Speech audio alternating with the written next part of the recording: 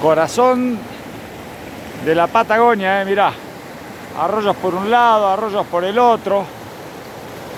Está lloviendo, esto es un cañadón de selva valdiviana hermoso. El río Rayado.